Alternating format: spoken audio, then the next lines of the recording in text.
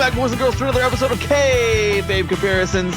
My name is Mr. Knowitall, Daniel John Schafer, and I'm joined here today by the full Kayfabe crew and guest. And yeah, dude, I am super excited. We're back at it. We haven't covered an AEW show in God knows how long. It's been for absolute ever. I'm super excited about it. We're covering AEW Dynasty, but without further ado, let's welcome back one of our regular Kayfabe crew members, the Spectacular Vernacular himself, Mr. Jesse Baker. Jesse, how you doing, bud? Man, can't complain at all. I'm so glad to be back with the boys, and I am glad to have Greg on too. And I can't wait to talk about this show. Yeah, it's going to be super exciting. It's super exciting. The king of the Kayfabe kickflip, Mr. Wex breaking Lawson. How you living, bud? Living pretty good. Living a little bit better than I was living last time we talked. But, man, this fucking pay-per-view, baby. I'm ready to get into this. Glad Jesse's back. And now we got the dynamic of Greg here on this one. It's going to get a little wild, get a little fun. Yeah. Last but not least, the fantastic face, the half-baked kid himself, Mr. Greg Dorris. How you living, bud? Living pretty good, half-baked as usual, and excited to be here. Glad to have Jesse on today. Yeah, man, it's going to be great. Yeah, I'm super excited about it. I'm Let's super go. excited. The Kayfabe comparisons is well and good now. I think we've all kind of decided that we're not going back to a weekly format, but we are just going to start covering the big shows because it's a fun time. We have a good time. We like talking shit about it, and you guys seem to keep listening to it. So I'm really into it. Thank you so much for listening. I can say the subscribe thing again, right? Like subscribe and comment, review, do all those good things that you do for podcasts. Yeah. And without further ado, let's get into it, man. Let's just get straight into the show here. We will touch on the pre-show, I guess, a little bit since we all seem to have watched it. I thought 0 Hour was pretty well done. I do think they tried to squeeze in maybe a little too much story into a pre-show. But that's just my preference. Jesse, give me a quick one-over of the pre-show for you. I would just say that AEW's bad side is not squeezing in stories, so I'm glad they tried to. But, I watched it just now, literally right before we're recording. And, it was fine, I guess. Yeah. Lex, what did you think about the pre-show, man? It was pretty good. Maybe I feel like that trios unification match maybe should have been on the main card, and we could have maybe got rid of one of these matches, maybe one involving Chris Jericho. But we'll get to that when we get to that. We will get to that indeed. All right, boys, let's jump right into it, man. To kick off this night, they gave us Pac versus Okada for the AEW Continental Championship. Jesse Baker, since you're the lone prodigal returning son, give me a rundown of this show and beer rating. I got to say, they sold real hard, and, I'm a fan of that. There was lots of falsies. I don't think it was a bad match. I gave it 5 beers, and I know that's probably pretty high, but they kept going, and it was, I don't know. It was impressive to me, and it was the best use of Okada. That's fair. Okay. 5 beers. Wex, what do you think about this one? Honestly, I thought it was a fantastic match. Pac, whatever you want to call him, one of my favorite wrestlers, and the way they paced it and just kind of like slowly built to all the big moves and everything, it just, I thought it was brilliantly booked, and of course, you love to see Pac win, but Okada can't lose in this situation, and him giving the middle finger when it was the Rainmaker pose, that was a nice little touch. I also went 5 brewskis. I thought it was fucking great. Wow. All right, Greg, what'd you think about this one, man? Well, Okada, I thought shown really good. I thought it was a great Okada-style match. I loved the dude, that Pac moonsault was fucking phenomenal. Yeah. I loved there was a spot where Okada did the middle finger to the whole audience. Yeah. And then because he was doing that, Pac got a near roll-up fall. I liked that little touch. The Rainmaker, nasty head bump, man. That Pac took a nasty Rainmaker. I gave it 5 beers. Wow. One more thing. There we go. Starting off with the we're going to be talking about the crowd on light because it was one of the best crowds I've ever heard. Yeah. St. Louis is a wrestling city, baby. He's our bastard. Loved that. Yeah. 5 beers. Yeah, definitely didn't go quite 5 on this one. I thought it was great. I think Pac or whatever you want to call him is in his, he's hitting his prime for sure. And he looked like he carried the match. If he can stay healthy, that dude, sky's the limit for him for sure. Okada, I feel like, is on the other side of that mountain, where he's still very, very good, but he's definitely on his way down. We're seeing a 2015 John Cena, if you will. And that was some of the best work of John Cena's career. So I'm not negating that Okada definitely still has it in the ring. He did for sure. The incredible DDT on the floor, like that cell was awesome. JR was actually great for this match, which is sadly rare, but he was really good on this match, and I feel like that was a note that I like underlined, so I wanted to put that in there. I gave it 4 1/4. So like I very much liked it, but I wasn't quite 5 on it. Again, I think I would have liked to see Pac win, but that's just me being a homer, I guess. Hey, I like the point you said about JR, though, because JR, since they didn't use him for the whole show, his voice sounded the best it sounded in years, and he actually sounded enthusiastic, like he was into the match. It wasn't just like, we're at AEW. Like, he was doing the real JR. Yeah. And I have to raise my hand and say something here. I think it's because he's not been traveling as much, because he said he couldn't. And, it just, when he gets used, it's gold. Absolutely excellent, I believe. Yeah, they need to use him sparingly, make him an attraction. It's a smart move, and it makes the match feel big. Yeah, of course. You're right. Let's keep it going here. We got match number 2 is House of Black versus Adam Copeland, Mark Briscoe, and Eddie Kingston. I'll kick this one off. I thought it was kind of a solid balance with everybody kind of getting their time. I feel like the agents for AEW matches can kind of seem like they're not doing much because sometimes the flows of the matches are weird. But this one flowed really, really well. That 3-way spot was super scary. Adam Copeland is definitely coming towards the end. This is the worst that he's looked in a ring in a very long time, just physically. I don't know. It's not age. I mean, it's just, I don't know. There's just something there. It's not, I don't know. It's just, this match was kind of what it needed to be, but maybe it needed to be a little underwhelming, but not bad. I gave it 3 beers. Jesse, where are you at on it? We're at the exact same rating. I like what House of Black's doing.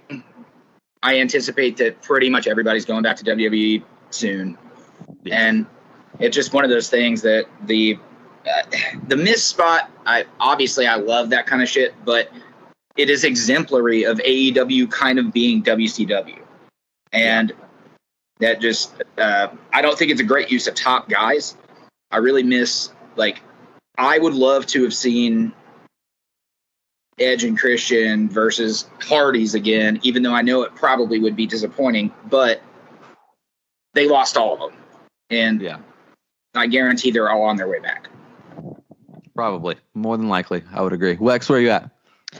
I'm barely above you guys. I went 3 1/4 beers. I mean, I thought it was just it was a slightly above average, a fun little 6-man. And I think it did the job at setting up the angle between Malachi Black versus Copeland, Edge, whatever the fuck you want to call him, set up for the TNT championship match. Obviously it's coming. So if that means Malachi Black gets that TNT title run, let's fucking do it. And I don't think necessarily Adam Copeland looks really bad, because he had a match a couple of weeks ago on Dynamite against Pentagon Jr. and went straight lucha and doing shit I've never seen him do. So I don't think he's completely lost it. But this match, it wasn't the best showcase of what he really needs to be doing. But I think it'll be a good setup there. Black versus Copeland for the TNT championship in the future. Solid. Greg, where you at on this one, man? So on paper, I wasn't excited for this match. Probably the least excited I was for a match on the card. And I thought that they over-delivered for what they did. I thought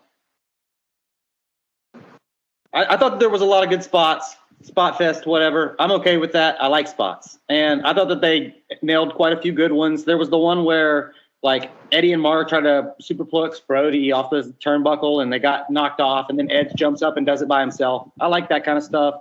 I liked the triple spear. I thought they could have. I like the finish. I would have been okay with the babyface win as well after the Impaler and the Froggy Elbow combo. But because they over delivered, I would give it 3 3/4 beers. All right. Okay, we're all pretty close though. Yeah. I'm sensing a trend. It wasn't a banger, but it was better than I expected.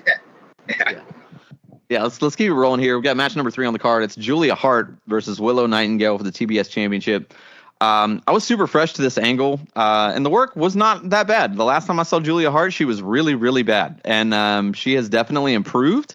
That being said, it was not a fantastic match, but they had short time to fill, and they kept up pace and made it solid. I think that, again, this was booked well. I think that they didn't overexpose anybody. It was a feel good moment for Willow, who was definitely a superior wrestler and definitely probably deserved to be the title person here. Wasn't a barn burner, solid for what it needed to do, right in the middle. 3 beers cut down the middle for me. Let's go right back to you, Greg. What do you think about this one? Man, I liked Mercedes in this match. I liked Mercedes. I just looked down, and my one note was I did not like seeing Mercedes watching the match. I didn't like that. I don't like it when they do that. Okay. Other than that, really happy for Willow to get the win. I thought at the end, what's up with the angle where Stokely and Chris gets in there and they're like kind of stone face, and then they give over the hug? Is that setting up something?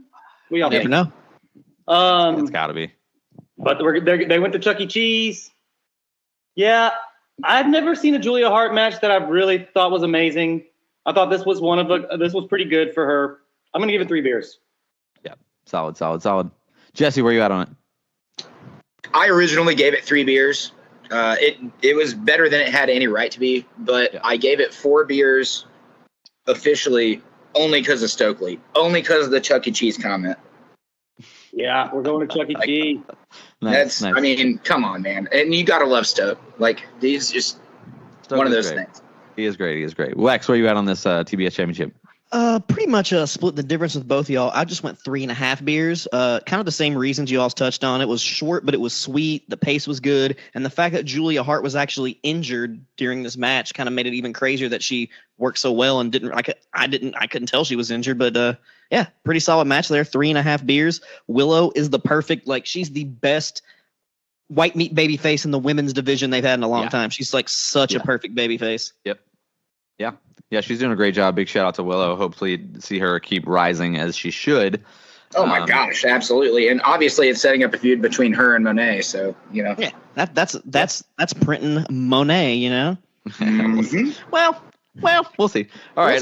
It's going to elevate Willow regardless, and I think nothing but positive can come from it, you know? Yeah, I mean, the last thing I'll say, though, is that pumping that CEO chant into the crowd, bad move. That was a bad look. That was, yeah. Because they go to crowd shots and people are like mouths closed, not interested. And again, listen, Sasha Banks, Mercedes Moné, phenomenal wrestler. We all know that. We've all talked about her matches. Awesome. But this character that they're doing with her is dog shit bad. They got to get away from hair. What's the hair? I can't. I like the hair. I like the hair because I'm like, what the fuck? How did you pull that? How did you pull that off? That's sick. They just need to get her wrestling again. They made a mistake of bringing her in before she was cleared to compete because of the whole Boston. They booked the Boston Garden. Yeah. I get why they did it, but it just kind of sucked though that she's still not wrestling. So she'll be in the ring and hopefully we'll forget all the bullshit and she'll just wrestle and we'll get to it. For sure. I hope so. Agreed. Let's move on here. We got match number 4 is the AEW International Championship. It's Kyle O'Reilly versus Roderick Strong. Wex, let's go back to you, man. What do you think about this one? Okay, literally for this, out of everything on paper, this was one of those matches that I was like, whatever. But these motherfuckers over-delivered in this match. Yes. This was fucking old school NXT TakeOver style, old ROH. Yes. These motherfuckers, they went at it. I went 5 beers on this. This was nice. Fantastic match. I was just like, this had no right being this good of a match for no reason. But if you think about the chemistry, the relationship with these two, they're not going to go out there and bullshit. And this is O'Reilly's first big match back since his injury. So he went all out. Amazing. Yeah, 5 beers. 5 beers, solid rating. 5 beers, solid rating. Jesse, where you at on it? I went 2. Oh, all right. And there's one reason. This whole match was based around Adam Cole standing up outside of his wheelchair. And that bothered me. It took away from everything they did, to me. But it's not that the match wasn't good. It was just that, I don't know. It bothered me. The booking. Yeah, not at all. What That's if fair. they didn't? What if that moment hadn't happened? What would you rate the match? Probably 5. I'm sure I would agree. Like the match itself was great. The work was great, and seeing Kyle back, amazing. Seeing Roddy actually be able to work, like, also great.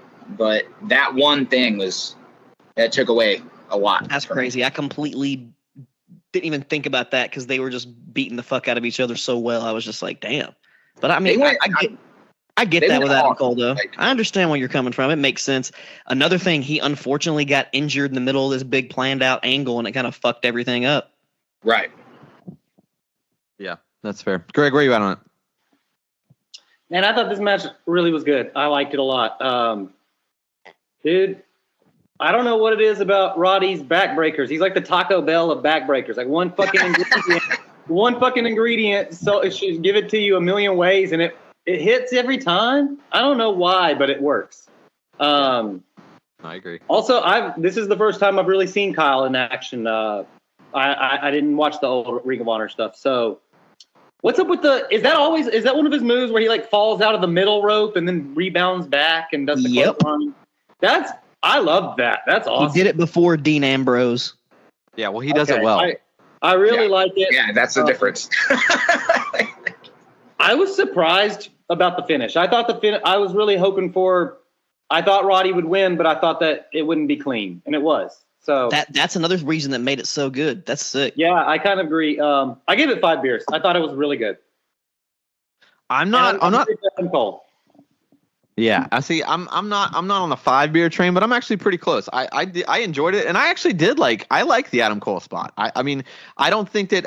I mean, me and Greg, I watched this match with this whole show with Greg, and I tried to explain because he's kind of like he was a longtime wrestling fan, then lapsed for a long time, and just recently came back in about 2 years ago. So he missed really like all the OG Black and Gold NXT stuff, and I mean, I was really let down that we got like an ROH rebirth with the Kingdom, and we didn't get a full-on Undisputed Era rework.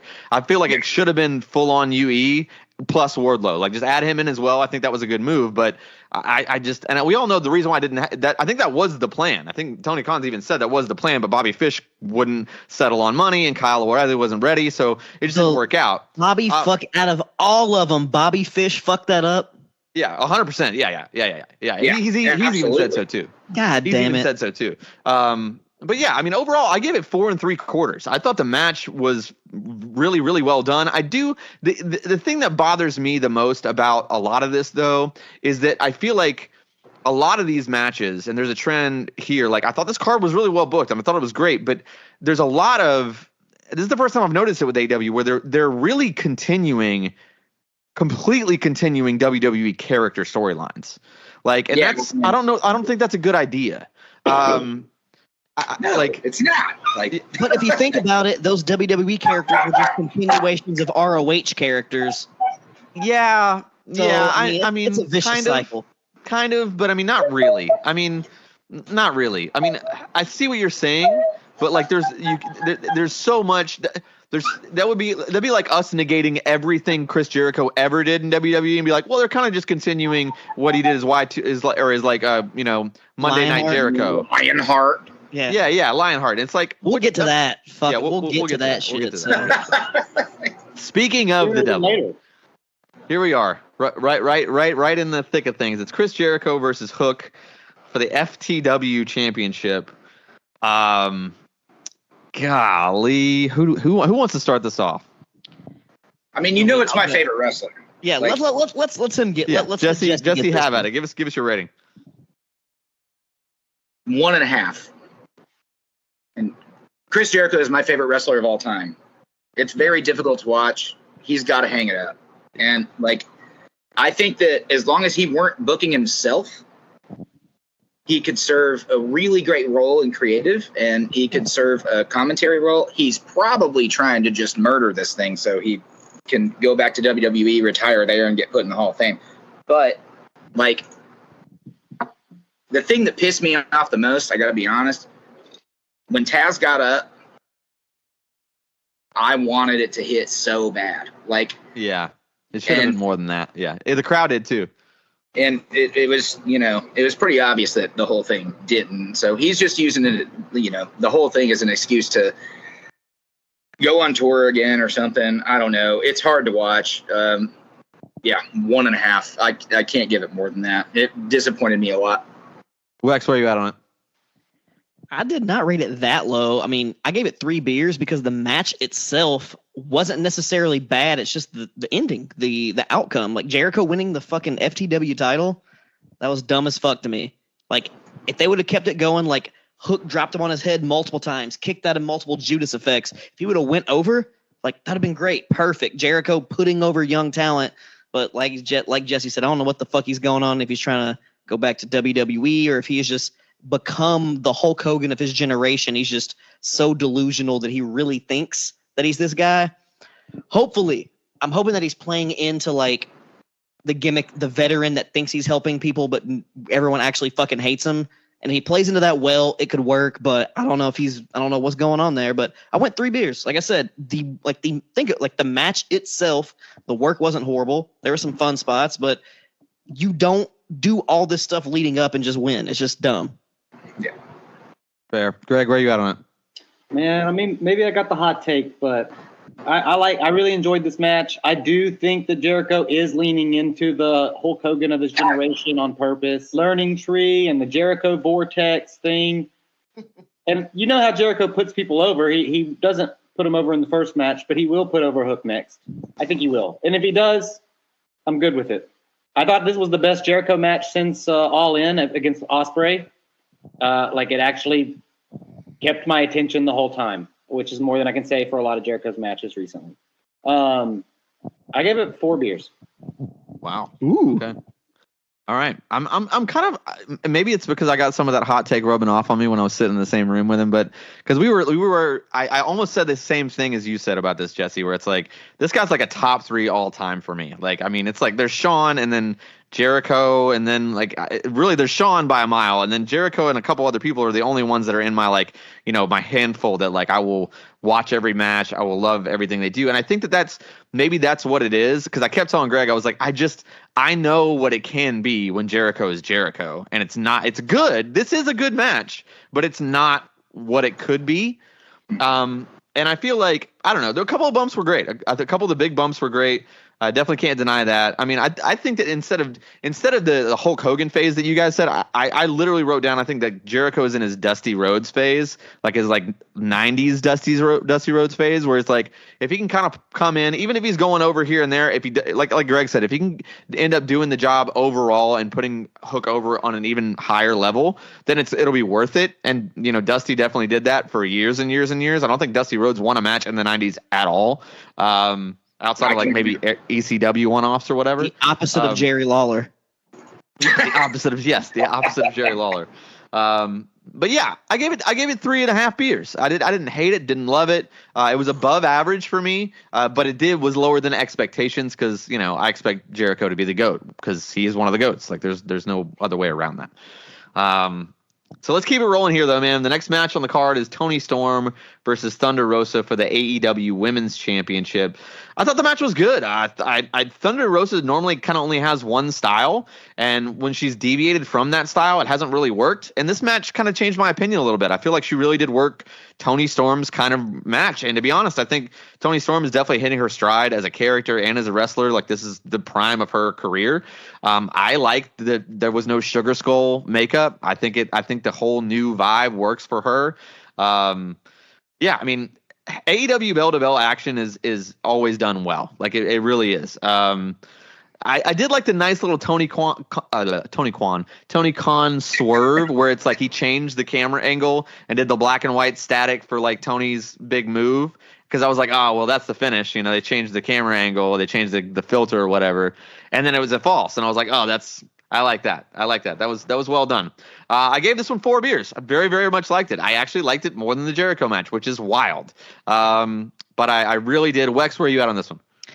I am literally right there with you, 4 beers, because I was so let down. Not even because I was so let down from the Jericho match, but they perform. This is a great match. Like you said, I love the whole different dynamic with Thunder Rosa, not with the face paint, the way they paced it out, and like you said, the little adding of the black and white and the false finish and everything. I mean, I think Toni Storm is top of the game just in women's wrestling period right now. Her character work is unmatched.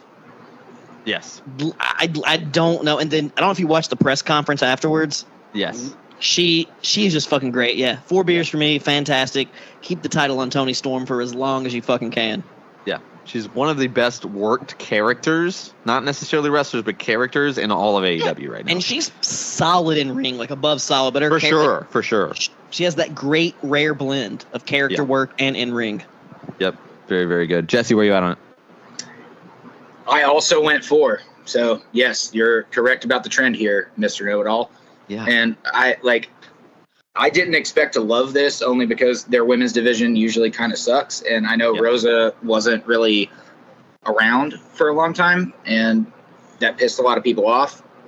I didn't like Toni in WWE, but this character, without question, the best part of the women's roster in AEW.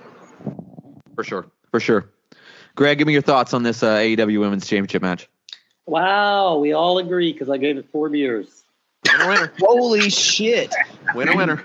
The holy quadfecta? Yeah. Damn. This happens so rarely. Man, I thought that this was this was probably my favorite Toni Storm match that I've seen. Really good competitor for her. Man, Rosa looked good as well. She had an amazing, what is it called? It was like a tornado flip that I didn't even know the name of it. It was pretty sick. Off the top rope. There was another moment where, Deonna Purrazzo came down and she took out Mariah May and she threw Luther into the steps. And I don't know, she was giving off Stone Cold vibes, like just wrecking house. I loved that. Also, Daniel mentioned it, but the thing, you know what? Maybe another half a beer, because I said that the black and white false finish earned it another half a beer at least. Yeah. I loved it. I thought it was great. 4 beers. Hey, can I say Nigel was on all night, but the line of the night for me was he said that Thunder Rosa coming out with no makeup on. Well, just a little bit of makeup. She looks like Princess Jasmine. It's a whole new world for La Mira Mira. Solid. Really well done. That was a great line. We definitely popped for that for sure. Man. Who else do we have on this one? Oh, we were all 4, right? That was a quadfecta of 4 beers for this match. All right, guys. We got to talk about it now. We got to talk about it. This match, Bryan Danielson versus Will Ospreay. Is this another unanimous? I mean, this has got to be a bell ringer here. It has to be, right? I mean, it's a case for me, so I don't know if it's unanimous, but dude, the hype is definitely there for this match. They booked it really well. Ospreay is in the prime of his career and is definitely top 5 best wrestler in the world. Like, there's just no way around it. Like, he is, to me, since MJF has not been on television, I should go ahead and preface that. Since he has not been on TV, he is delivering the best promos of his life and the best promos in the company. And to be fair, he was not a good promo like even 2 years ago. Like, he was a relatively bad promo 2 years ago. And he has just switched it on, dude. And he's just killing it. He's just killing it, man. I really hope we do eventually get an Ospreay MJF feud, because that will be... You can't print money fast enough for that. Man, those dragon suplexes, the dragon superplex was insane. I can't imagine another match on this card, or any card for that matter, being better than this. Like, bell to bell, I don't think it gets better than this in pro wrestling than this actual match. The crowning match for Will, for sure, as it should have been. The finish was done well with the concern, with the selling, even though it was a perfectly taken bump. I've even seen people online being like, hey, maybe he really got hurt. Like, that's how well he sold it, but it was a perfect bump. He took it perfect. Definitely not hurt. 100% was great. Did a great job with it. Sold it really well. Everything about this match is great. 6-pack for sure. I don't think there's any way else around it. Jesse, give us your rundown. A lot of the strikes were obviously, they knew what they were getting into. They decided to work stiff. But in terms of the moves, a lot of it was safer than I thought it was going to be, only because of both of them. And I mean, as hard as they hit one another, like, it still, like, it made me comfortable to know that people weren't actually breaking their necks. So that's always good. There's no way it's less than a full case of beer. Yeah. It's got to be it's got to be a contender for the best match of the year, man. Sure. That's where I sit. For sure. I can't argue that. I can't argue it. I mean, we saw some bangers at WrestleMania, but very different styles. Very different styles. So can't argue that at all. Wex, where you at? Dude, of course, full 6-pack, highest possible rating you can give this match. Like, so many things about this match were set up perfect. And, like, not only match of the year, like, this is entering my top 10 best matches I've ever seen live of all time. Like, this was the one. Like, and I've seen Ospreay has had, as Sheamus says, banger after banger after banger after banger. But this one right here, like, I even thought the one against Claudio on Wednesday, I was like, holy shit, what a good match. But God damn, this match was like, everything was paced out perfect and, like, just and set up perfect. Like, Daniel Bryan, clearly best wrestler, like the modern best in the world, not CM Punk or Jericho. And then the new guy, the up and young coming dude, it was set up like a fucking, like an anime, like a comic book. It was like, it just, man, holy shit. Everything about it. I mean, you mentioned some of the big spots, but like the strikes, like the Psycho knee counter to the Os cutter was one of the most pinpoint accurate things I've ever seen in a fucking wrestling gnarly. Yeah. Gnarly. And just the way that fucking ending sequence was Ospreay slowly taking the elbow pad down for that hidden blade, and like everything you already mentioned, everything just masterpiece. Like, I knew it was gonna be good, right? It's Ospreay and it's Danielson, but fuck, this is one of the best matches of all time, like in my lifetime that I've seen. Fantastic match. If you have to watch one match from this show, it's definitely Will Ospreay versus Bryan Danielson. Greg, where are you at on it? All right, I'm going to start off with saying one bad thing about this match, because there's only one bad thing. That Psycho knee counter to the Os cutter was fucking sick, but the one thing was that after he hit him with the hidden blade and then he went for the Os cutter, Will did not look back at Bryan Danielson one time to see if he even got up off the ground. You know, like, how are you going to do an Os cutter to somebody that's just laying on the ground? That's the only glance, I can say. If that's the one nitpick I can say, it earned enough beers where that still keeps it at a 6-pack, because, I mean, this match was lit. It was like, dude, the crowd was like Rock Hogan at the beginning. Yeah. Good. Yeah. Hey, dude, he's got that ultra instinct like Goku. He can do some crazy shit. Yeah. I just thought, he usually looks back and he sees them getting up and then he runs. Yeah, he at least does like the glance over the shoulder, you know? Oh, we got to get this spot going. Yeah. He was so rock hard, he just forgot. Dude, like I said, I mean, that's such a little nitpick, man. This match was definitely the best match I've seen in the past year, if not more. Man, there was like that little collision flip where Danielson like flipped around Ospreay and then landed in the submission hold. That was sick. Yeah. Beautiful. And then I wrote this note. I literally wrote the note for perfect ending. Wow, just wow, wow. Like that was a really great climax. There was near falls and misses, and Don Callis on commentary always has my vote. Yeah, 6 beers, man. Yeah. Yeah, everything was good. I mean, especially like I just want to take a little bit of time here because we are running a little ahead. Like, I want to talk about the crowd a little bit more. I think that the crowd was phenomenal, but also too, like, AEW's sweet spot is that municipal auditorium level arena. Like, this is their sweet spot. They need to be in arenas like this permanently. Like, they got to stop trying to get bigger, because it's like, for now, for sure. I mean, like, if they want to go to the UK and like shows like All In, but I agree, dude. Like that 3,000 crowd that sounds like 20,000 because they're just so fucking hype. Yeah, St. Louis is a wrestling town. Nashville's a wrestling town. Like, but that's what I mean though. It's like even if you put like the same amount of people, that same kind of passion into a full size arena, it's gonna feel weird, and you're gonna get dog shit on all over for it, and it's like, it's not fair. Just keep doing these size arenas. Like, that's your best bet. Do you remember Is when it okay if AEW I first chime on? started? They were running like college arenas at first. Yeah. Like, and that's the best. It's like it's still bigger than like a Ring of Honor or a TNA, but you're like, it has that big feel, but it just the intimacy of the crowd. I don't know. It's just it's great. I agree 100%. Yeah, Jesse, what were you gonna say? So the production costs actually aren't that much lower, and I can understand as you're planning to get bigger, particularly as you're signing a lot of people that you're paying millions and millions and millions of dollars, that it makes sense to attempt the arena thing. But it also takes a lot of time. So there's like a whole year where they got kind of butt fucked because they didn't plan well.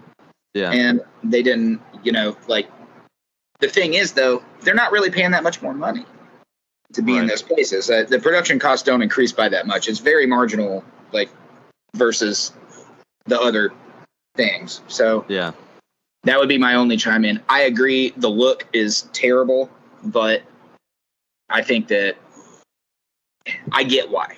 Yeah, from a money standpoint, it makes sense that way. As a fan, though, I like the small arenas. I think it's a better fit for them. Let's keep it rolling here. It's Young Bucks versus FTR. What is this, 3? Or Young Bucks versus FTR 4? One of those? 4. Yeah. Man, I thought the match was great. I thought it was really, really good. And I hate the New Bucks in the best way.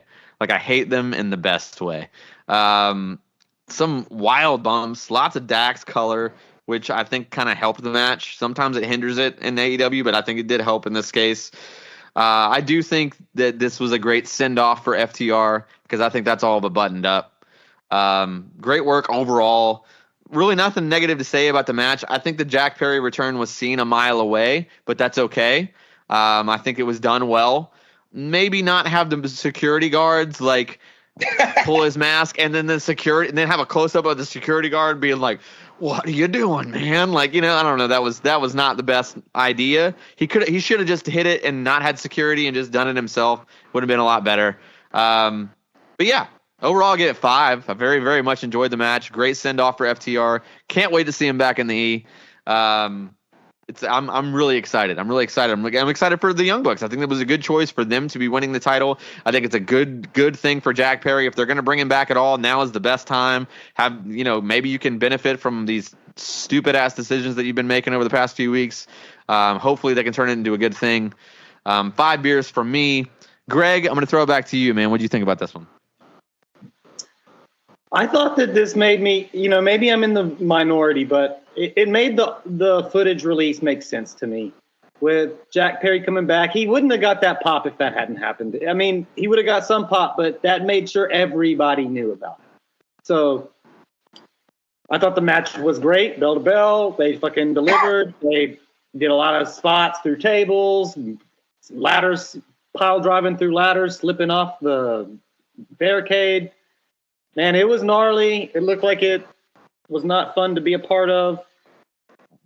Jack's face, I loved the security angle too. Because they say, oh, a fan has come in here. We all know who it is, but I mean, I did like his face. I loved his face. I loved that shit-eating grin.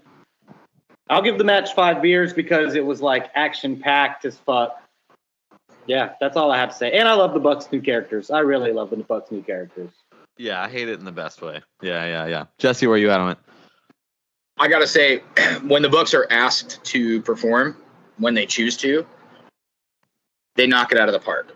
Yeah. And it's fun to watch. And Dax's color worried me for a little bit. I got to say, the person I was most impressed by, was Cash Wheeler. Yeah. There were a lot of jumps. There were a lot of weird agility things that he pulled. I'm not used to seeing him do. And I thought that part of it was great. I got to be honest, I kind of thought the run-in based on Broken Matt Hardy returning to TNA Rebellion, I thought the run-in might be the Hardys at first. And then obviously we got Perry, which, it bothers me that they're focusing on the other company so much, but it's their choice. Yeah. But I still gave it 4 beers. Yeah. Yeah, I agree completely on that standpoint. But I will say, if they're gonna focus on the other company, as much as I disagree with it, I do think that this did help Jack Perry overall. I do think it did help him. Yeah. So that's that. Wex, where you at on it? So, of course, I'm a mark for the Young Bucks. They're my favorite tag team of all time. And I only went barely above you guys, 5.25, 5.25 beers. And everything about this match, like, dude, the Young Bucks are the master of the ladder match. Like, I wouldn't say they're known like the Hardys for, like, just doing high, like, risk spots, but they just do very creative spots, like pile drivers to the ladders, like all the fucking sick thing. You go back, watch Ring of Honor ladder wars they've been in, even against the Hardys, like some of the best shit you've ever seen. They're the master of that shit. And like, as you mentioned, the Cash Wheeler, some of that agility stuff, that's callbacks to these other Young Bucks matches where he did the springboard 450. And he also, it's all callbacks. And I agree with you, Daniel, on one thing, but differently. This is a good seal up that the FTR is going away, but not because they're going to WWE, because Cash Wheeler is going to jail. Is that true? He's currently on trial for that shit, but he's about to get some type of charge. So I don't think they're going to go to WWE. They're going to go away for a little bit. No, but if they do go to WWE, fuck it. We'll get some good more tag team matches on WWE, I didn't realize that was still a factor. I thought that was over with. Oh, no. He's still in litigation with that shit right now. It started recently, so. Okay, yeah, well, that makes sense. Wex with the 411. Yeah, you can't just pull the strap out on the interstate for road rage. It's just you can't do that. No, you can't do that. Yeah, I thought that got dismissed though. No, I it's still there going. wasn't enough evidence for that. I'm pretty sure it's still going. Unless I could. Hey, Kayfabe fans, I could be wrong, but I'm pretty sure that's still going. I'm not going to look it up right now. I'm not going to look it up because it's not that serious. But this match was fantastic. Comment and let us know if it's still going on. But like, I mean, I hope FTR doesn't leave because I think them and the Young Bucks are like the fucking backbone of the tag team division in AEW. So hopefully they stay because I love completely different styles, but I love both of them for completely different reasons. But dude, 5.25 beers, dude. Jack Perry. Hey, if you saw the reaction that he got at the Windy City Riot for New Japan, you knew that he was going to get a fucking good reaction here. I get why they're doing the whole comedy thing. I really wish they wouldn't, but like, CM bitch is a bitch, a mark ass motherfucker for life. Like, hey, his feud against MJF, great. One of the best dog collar matches I've ever seen in my life. Better than Cody and Brody. Like, that's a great match. But I mean, I've never liked that fucking goofy ass straight edge gimmick. So, but it's gonna work for Jack Perry in his favor. His shit's been selling out. He's gonna join the Elite. Hopefully, they make this work. I want to see something positive come out of all the negative discourse. Yeah, I mean, listen, everybody knows how I feel about CM Punk. I don't want to beat that into the ground, but I mean, again, I hope, like I said last week or 2 weeks ago, I really hope that he is kind of moving into his old man phase and realizing that maybe this is my last chance. Maybe I shouldn't be a dick as much as I am. Hopefully that's what's happening to him. I really genuinely hope, because I think that like a not dick CM Punk is good for the business. I really do. I think that it's good for the business. And I mean, no matter what, we're going to have to deal with him. So I just hope he's less of a dick moving forward. Unless he decides to disappear again for 7 years, which, you never know. No. He's a dick. He's a spotlight junkie. Too much money now. He's a spotlight junkie too. He's too addicted to that. And he's not, he can't give up the limelight. And I think he's very well aware that if he messes this up, he's done. But speaking of being done, let's move on to the last match of the card. Hey, hold on. Before we move on, I actually have one more note and it's a nitpick about the match. But did y'all notice, like, before Jack made his entrance, like, Dax took a step down on the ladder to kind of be, like, farther. What was with that? Man, that bugged me. That's wrestling. It was stalling. I mean, like, ladder match syndrome, RASSLI. I can deal with a little freeze up, but to literally take a step down. Oh, anyway, that's enough. His foot slipped, okay? Yeah, if he would have sold that a little more, that might have actually worked. If he would have sold like a slip or something. Had sold that. Yeah. I agree. It was one little misstep, but I agree. All right, let's. In all honesty, it's probably because of Jack's timing more so than it was Dax. For sure. For sure. All right, man. Here it is. It's Samoa Joe versus Swerve Strickland for the AEW World Heavyweight Championship. I I'm gonna wait till last on this one. So let's go in reverse. Greg, go ahead and give me your rundown for this main event. All right, I gotta admit, I don't have a lot to say about this match. I enjoyed it, but after Ospreay Danielson and then after Bucks FTR 4, yeah, man, I felt like there wasn't much left in the tank, in my tank for it. Agreed. Agreed. I feel like the audience had the same thing going on, so I thought that the match was good. I thought that maybe it suffered because Joe can't do some of the more agility based stuff that Swerve's really good at. But other than that, I thought JR coming back for commentary was nice. He made me laugh when he said, "Oh, these pins need to be executed expertly." Yeah. Expertly. And then when Swerve got suplexed on the concrete, he says, "How the hell can you land on concrete?" Yeah. How you learn to fall on concrete? Yeah. Dude, but Swerve hit the Fosbury flop, backflip over the ropes. That was a nice spot. I liked that. They got the finish right. I'm gonna give it 4 beers. Solid rating. Jesse, where you at on it?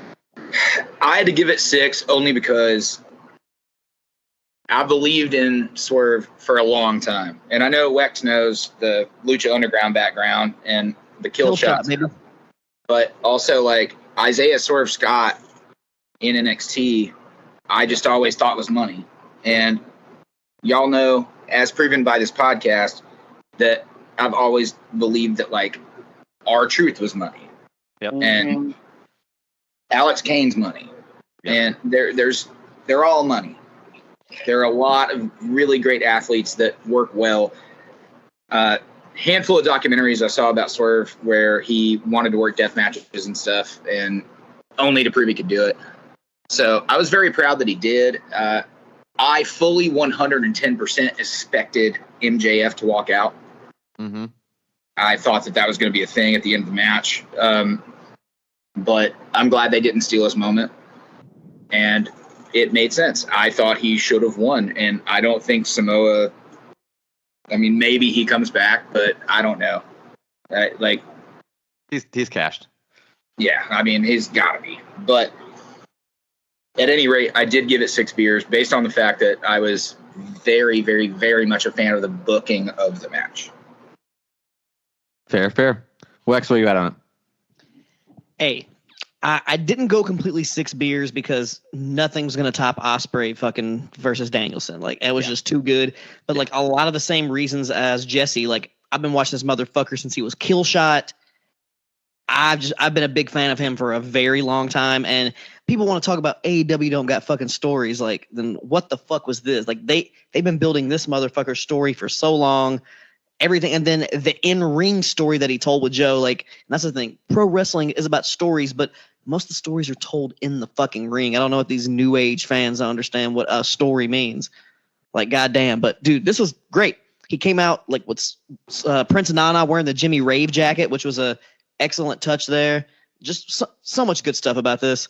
And I love Swerve. It was kind of inevitable. We knew he was eventually going to get this, and he had the Killmonger gear, not Black Panther as people thought. But yeah, 5 beers for me. The only reason I couldn't go all the way is because it wasn't as good as the other match. But story, everything sucked me in. I've been, like I said, been a big fan of Swerve for a long time.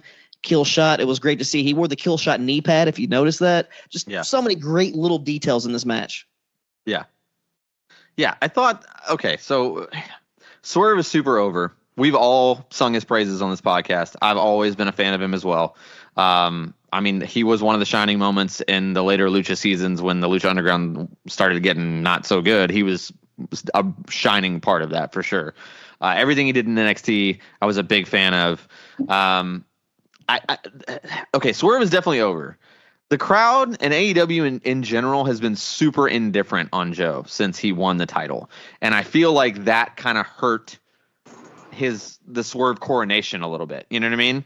And I do feel like the only like kind of negative thing that I'll say about Swerve in this match is that I feel like from his entrance on, just with his facial expressions, it's like he was overselling that. Okay, we know you're gonna like. It was like he knew. You know what I mean? And that just irked me a little bit. Like I feel like don't give me a spoiler. You know, like I literally like as he's walking down the entrance, I was like, oh, he's winning the title. I could just tell by his face, and like he was just not selling it well, or not no selling it well, I guess. But again, that is very nitpicky super mark on a podcast thing to say. Overall, it was a very, very great match. It was a very, very good match, not necessarily great. Which I sadly feel like it's not that the booking is bad in AEW. It's not bad. I've learned that from this show. It's the match placements are not right, and because I feel like they always allow their mid to upper mid card matches steal the show. They allow that to happen. And it's the third match before the end is always the banger. Yeah, and it's like you gotta change that up, man. And people are like, well, you gotta put the title on last. Like, dude, no, you don't. You don't. No. And honestly, Swerve, they shouldn't have been last. They just shouldn't have been last. Ospreay and Danielson first. Yes. Yeah. The thing is, like, put them first and put the Bucks as the end. There's too many belts. Agreed. There's too many titles. Like, I don't care. I love belts. Everyone can have their own fucking personal belt, and I'd love it. Like, how can anything matter? Yeah, it matters to me because it's cool. Well, okay, Wex, cool. All right, 10%.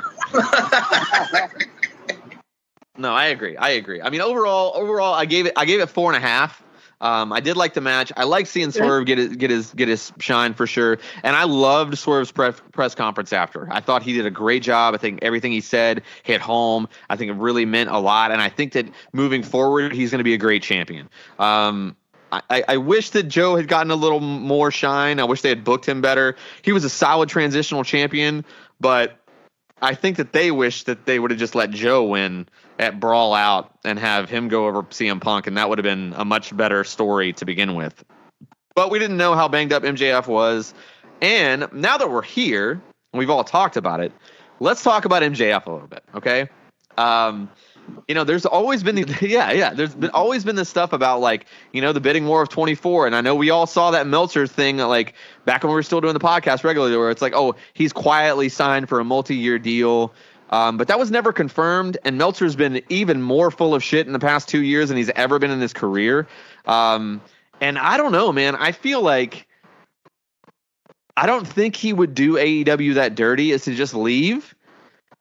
But I do. I mean, I don't know how you're a talent in any type of pro wrestling right now, and you're not excited about the possibility of being in WWE again for the first time probably in 20 years.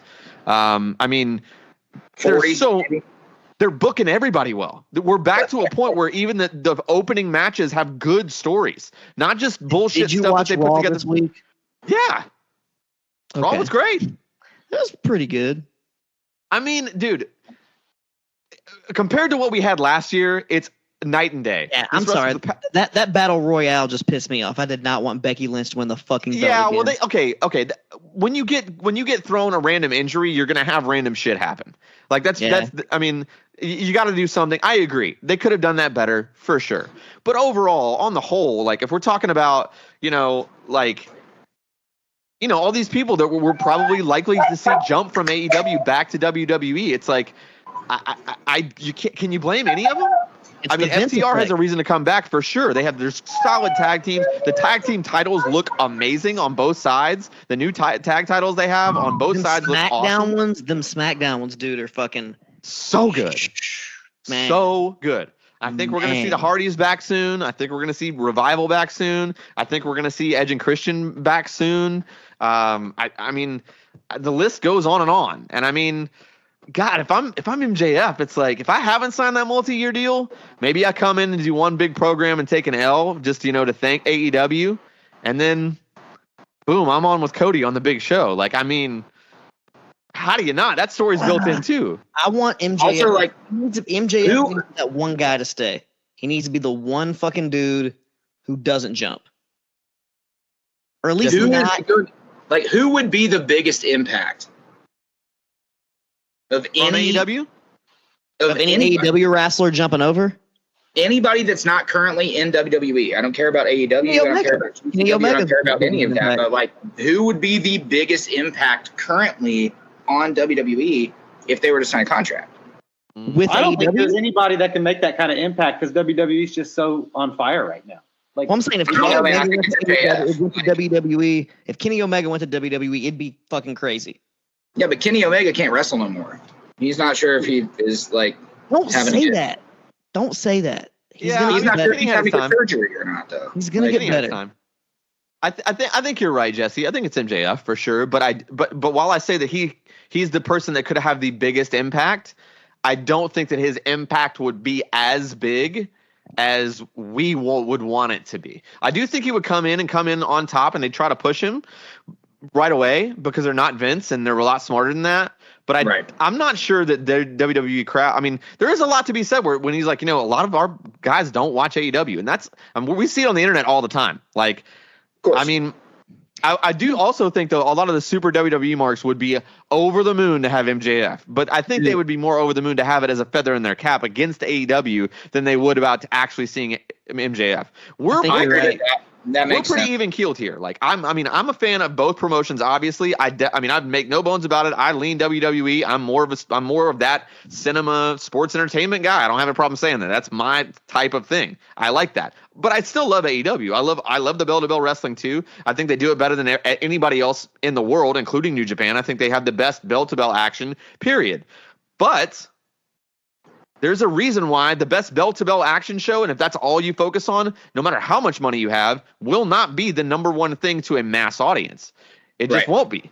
Exactly. And that's why I'm a bigger mark, and I prefer I lean more towards the AEW New Japan Ring of Honor style, but like I grew up on WWE, so like sure, I still love it. But if I'm a hardcore mark, I'm gonna go for Roderick Strong versus Kyle O'Reilly over I don't know, Chad Gable versus Sami Zayn.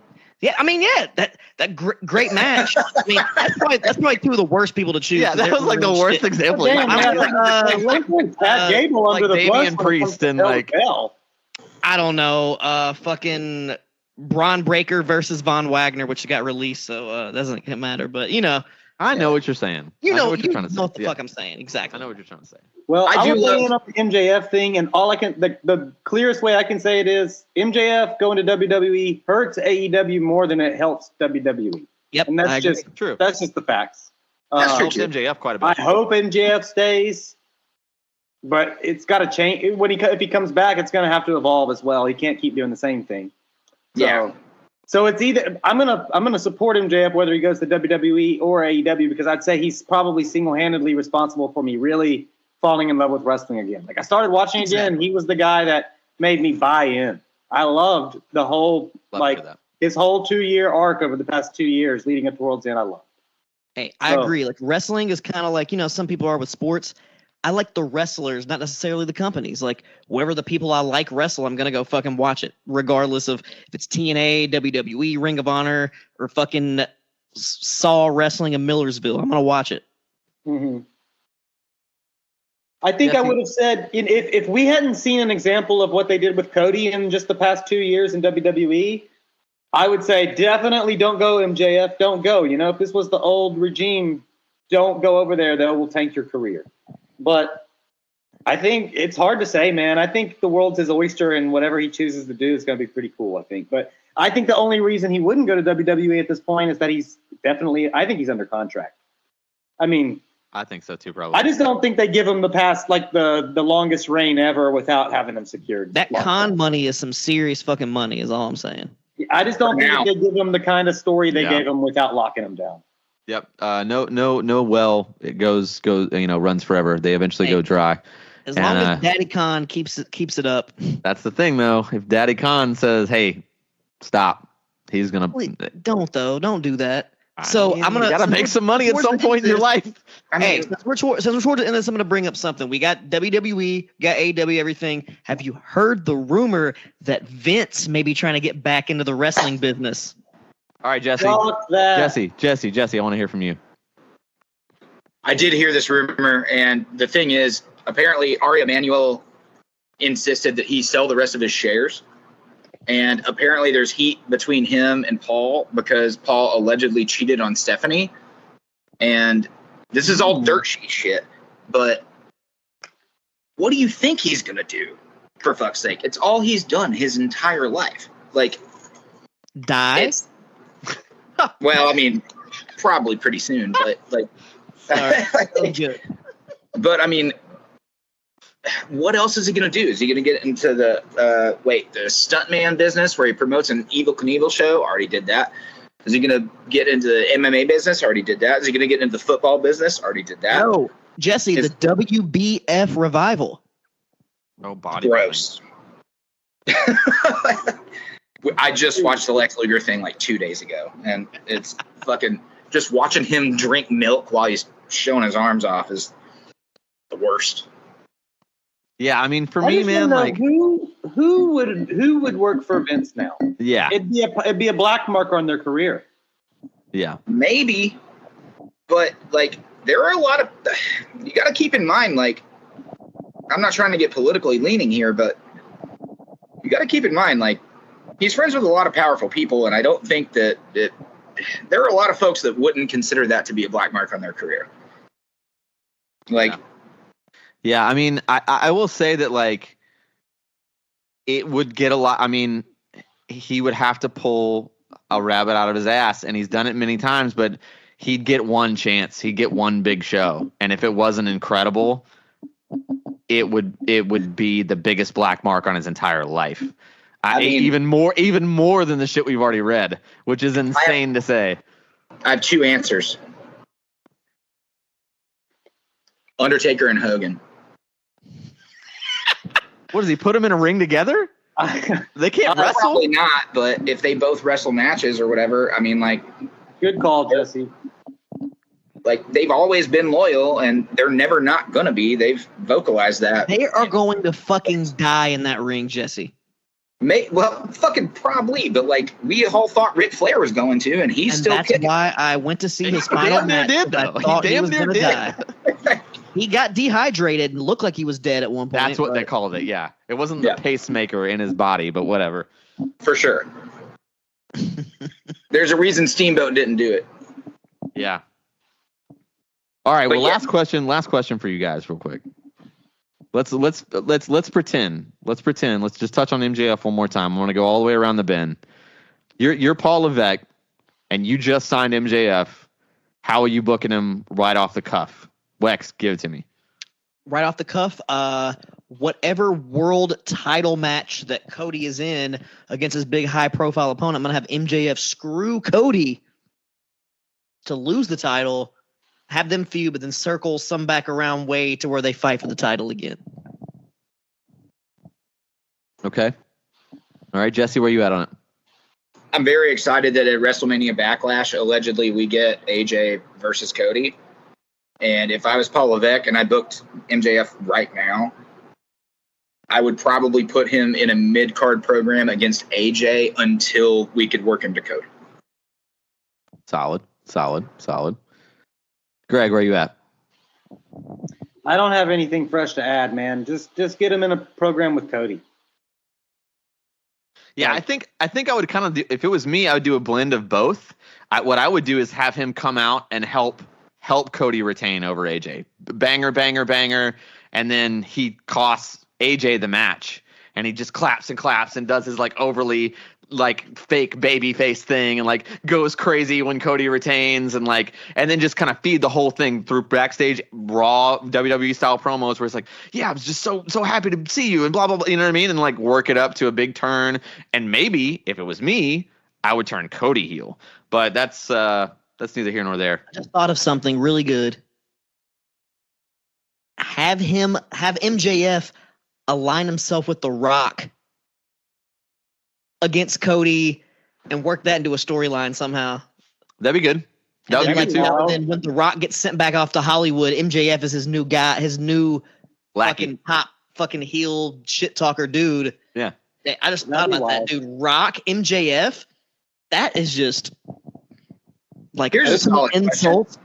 Like, do we know the length of Ricky Stark's contract? Ooh. I don't. I know that he did re-sign, I want to say in 2022 or 2023, but I'm not sure if it was a 2, 3, 4, 5 year deal. I could buy into him being part of it too. Rock versus Ricky Starks. somehow.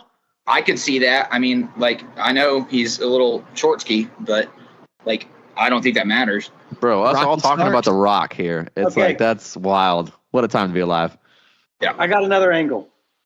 If I'm Paul, I'm booking MJF to come in and confront Logan Paul about stealing his fucking gimmick. Oh, That's that's good another too. one there too. That's really he good. comes in I hate and Logan wrestles Paul. I'd fucking love Logan to see Paul. They MJF. put on a banger match, and he confronts him about stealing his gimmick and using the brass knuckles and all that kind of scumbag shit. Yeah. I'm the best scumbag. And that's how they get the. And then that's how they get the he's our scumbag chant going in the WWE. Yeah. It's like he has to out scumbag Logan Paul. Yeah, and a US title feud right off the jump is not a bad look. It's not a bad look. So that's Mr. Greg, I think you have the best angle. Yeah, that's hey, welcome to the show. Welcome to the show, Greg. Welcome to the show. Have him squash Heidenreich on his first night. What was that guy, Lars? Yeah. Lars Ulrich, Yeah. the one who did like weird porn stuff. Yeah. Bring him back. Well, boys, we did it. We talked about AEW. I'm super excited. Man, the show, I love the feel of the show. There's no pressure. We're just watching the big shows now, and we're going to talk about them when they happen. We'll probably talk about Backlash. We'll probably talk about the next AEW pay-per-view. Hell, I don't know if you guys saw that the new NXT pay-per-view is going to be held at like their UFC arena in June. It happened today. Yeah, all that. That might be a cool one to watch. NXT is obviously getting off to a jump too. We're seeing HBK doing his best booking, and he's had a shit roster to do it with because this has been a bad trope of younger talent, and he's somehow doing it really well. Again. Hey, I'm into it, man. Sign some of these guys and bring them back to NXT. I would have no problem having FTR walk back into NXT for a while. I'd be completely fine with Trick's that. going to win the title tonight? I hope so. Dude, I'm so behind in NXT. At one point, NXT was the only WWE I watched, and now I'm like, I don't know what the fuck's going on in NXT.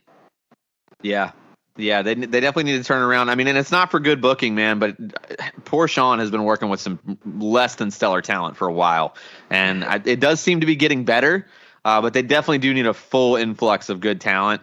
And what made NXT great before was having indie guys or other in promotion guys coming over to make it a thing. They need that again. So, Daniel, I don't know if you saw, they're like, oh, NXT now is going to be the third brand. They did that years ago whenever they had like the big talents in there, like Samoa Joe, Finn Balor, Andrade, Cassius. I'm just, on and on. Like big guys to help the younger guys. Like that did make it a third brand because you actually had star power. Like, oh, I want to see fucking Hideo Itami. No, I'm just kidding. Kenta versus, whoever. But you know what I mean? Like Shinsuke Nakamura versus Sami Zayn, one of the greatest WWE matches of all time. Like, yeah, bring Shinsuke back down. Bring him back over to NXT. Get back to that takeover style. Yeah, I agree. I fully agree. The OG black and gold, we got to go back there if we really want to make it a viable third brand. And they're firing on all cylinders with Paul doing it, and having Sean book these other shows with NXT has been really good. I mean, again, like I can't sing enough praises because I did watch Stand and Deliver. I watched a couple other ones, and like I had no interest in it, and it was the booking that was so good. It certainly wasn't the talent for the most part. They got a handful of decent guys, but the booking has been incredible. Yeah, they have that guy. Him and Trick is pretty good. They decided to release Trevor Lee today, which was fucking stupid. That was a bad move. They should have brought him back down, kept him in NXT. Hopefully he gets a spark. I don't know where he's going to go. I really don't think AEW is his best bet. I think honestly going back to TNA is his best bet. TNA, baby. But yeah, lots of good things going on, man. TNA, Matt Hardy, Nick Nemeth looks like he's better than he's ever been. I hope he gets another look. I think they're going to do something bringing Cardona back into TNA, although he's hurt though. Lots of rumors about Cardona going back to WWE now, though, and I think that would be a good thing, especially with Cody back. I think bringing Cardona in as Matt Cardona in NXT Gold would be really smart. Man, I'm excited. Injury, so he'll be back soon. I'm excited. Wrestling looks great, man. And AEW, fun to talk about it today. They had a great launching off point for a whole new fiscal quarter that they can kind of push towards. Swerve Strickland is the new AEW champion. Young Bucks are back with the titles. Jack Perry's back. Lots of good things. Toni Storm, best character work that she's done of her career. Pac looks great if he can stay healthy. He's going to be on an amazing tear. House of Black, it can finally get to where they need to be. Lots of good things to say about AEW. Tons of good stuff to say about TNA. Tons of good stuff to say about WWE. New TBS champion. Yeah. And we got some new Joshi wrestlers popping up here and there. It's fun time. It's fun times. It is fun times. And guys, it's going to be a fun time on this Kayfabe Comparisons feed. You can always check it out, man. You can always find us at KayfabeCom on Twitter and Instagram. We haven't posted much there in like a year, but we might soon. I got to get a new password set up. I tried the old password. It's not. All right, working, I'll hook it up. Wex is going to start putting some stuff up. Maybe we'll start, leaning on the YouTube channel a little bit more. Maybe we'll find a way to start putting full episodes up there. Do a bumper on the front, bumper on the back, and just throw it up there. See if you guys like it. You can always find the show there at Kayfabe Comparisons on YouTube, at KayfabeCom on Instagram and Twitter. You can find your boy, Mr. Knowitall, Daniel John Schafer, at Daniel Daybreak. And you can find my band, The Far Between, at The Far Between Band. We released a new single a couple weeks ago. It's doing really well. Our social numbers are going up, so go follow us at The Far Between Band. I think you guys would really like it. I like pro wrestling and music, and you guys seem to like that too. Jesse, where can folks find you? Man, people can find me at Jesse Baker Nash on Instagram and Twitter, and just regular old Jesse Baker on Facebook. I know that this Friday we are doing a Look What I Did show at the Cobra in Nashville, Tennessee, with a band called Big Gorgeous and another band called Omen Bringer and another band called Hussy Fit.